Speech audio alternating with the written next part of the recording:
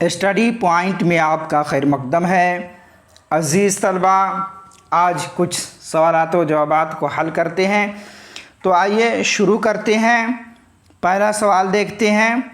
पहला सवाल है, दर्जे ज़ेल में हुरूफ़ मुवाहिदा कौन है? क्या सवाल है?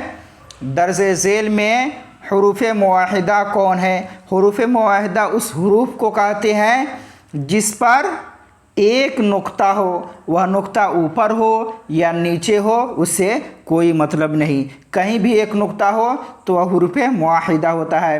तो ऑप्शन अलिफ में है सा, बा में है शीन, जीम में है ता और दाल में है जीम।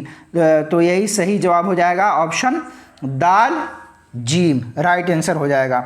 ठीक है। दूसरा है, हुरूफ़ मुसन्नात की पहचान करें। मुसन्नात मतलब दो के माने आते हैं। ठीक है। तो हुरूफ़ मुसन्नात की पहचान करें तो ऑप्शन अलिफ में है जीम, बा में है शीन और जीम में है ता और दाल में है पा। तो इसका सही जवाब क्या हो जाएगा? ऑप्शन जीम ता हो जाएगा, इसलिए कि ता के ऊपर दो नुक्ता है। ठीक है। और एक होता है मनकूत और दूसरा होता है गैर मनकूत। ठीक है। एक क्या होता है? मनकूत और दूसरा गैर मनकूत। मनकूत उसको कहते हैं जिस हर्फ पर नुक्ता हो उसको मनकूत, और जिस पर नुक्ता ना हो उसको गैर मनकूत कहते हैं।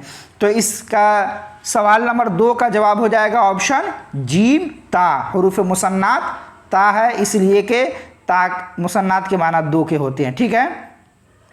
अब देखें, मंजर ज़ेल में हुरूफ़ मुसल्लसा कौन है? यानी वो कौन हुरूफ है जिस पर 3 नुक्ता है? तो ऑप्शन अलिफ में है शीन और यही सही जवाब हो जाएगा, इसलिए कि शीन पर 3 नुक्ता है और मुसल्लसा किसको कहते हैं? मुसल्लस 3 को कहते हैं। तो ऑप्शन अलिफ सही जवाब हो जाएगा। ठीक है। अब आगे देखते हैं। एक होता है हुरूफ़ फ़ौक़ानी और एक होता है हुरूफ़ तहतानी। तो फ़ौक़ानी उस हुरूफ को कहते हैं जिस हुरूफ के ऊपर नुक्ता हो, और तहतानी जिस हुरूफ के नीचे नुक्ता हो उसको तहतानी कहते हैं। तो यहाँ पे है हुरूफ़ फ़ौक़ानी की पहचान करें तो ऑप्शन अलिफ में है मीम, बा में है ता, जीम में है जीम और दाल में है सीन। तो इसका सही जवाब क्या हो जाएगा? ता हो जाएगा, इसलिए कि ता के ऊपर नुक्ता है। ठीक है। ऑप्शन बा सही जवाब हो जाएगा। अगला सवाल है, दर्जे ज़ेल में हुरूफ़ तहतानी कौन है? तो इसका सही जवाब क्या हो जाएगा? ऑप्शन दाल पा। ठीक है, इसलिए कि पे के नीचे 3 नुक्ता है। अब देखें, एराब के एतबार से अलिफ की कितने किस्में हैं? ग्रामर वाले क्लास में मैंने बता भी दिया था। एराब के एतबार से अलिफ की कितनी किस्में हैं? तो 2 किस्में हैं, और वह कौन कौन है? अलिफ ममदूदा और दूसरा अलिफ मकसूरा। अलिफ ममदूदा और मकसूरा। ठीक है। एराब के एतबार से अलिफ की 2 किस्में हैं, ऑप्शन अलिफ राइट आंसर। अगला सवाल देखते हैं। अगला सवाल है, एराब के एतबार से नून की कितनी किस्में हैं? एराब के एतबार से नून की कितनी किस्में हैं? तो इसका सही जवाब है ऑप्शन बा 2। ठीक है।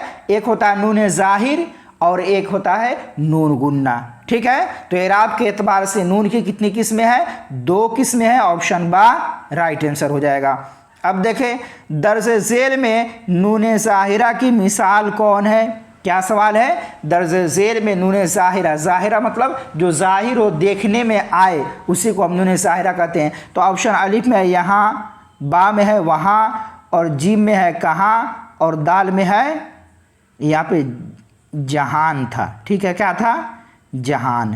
ठीक है, जहान। तो ऑप्शन दाल ही राइट आंसर हो जाएगा। ठीक है, जहान। यहाँ पे नून जो है नज़र आ रहा है, जहान में नून नज़र आ रहा है, लेकिन यहाँ वहाँ कहाँ में नून ज़ाहिर नहीं हो रहा है। जहान भी हो जाएगा, निशान भी हो जाएगा, पान भी हो जाएगा, ये सब क्या हो जाएगा? नून ज़ाहिरा हो, यानी ये नून ज़ाहिर है, समझ में आ रहा है। उसी तरह है नून गुन्ना की पहचान करें।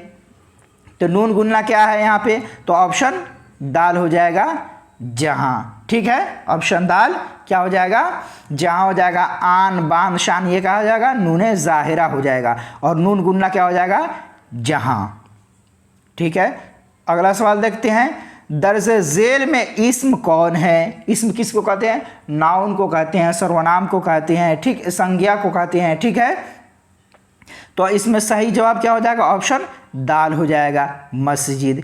हंसना, जाना, पढ़ना ये सब क्या हो जाएगा, मसदर हो जाएगा। इसी से तो फिर बनता है हंसा, गया, पढ़ा। ठीक है, तो ऑप्शन दाल राइट आंसर हो जाएगा, इस्म मस्जिद है। शुक्रिया, जज़ाकल्लाह।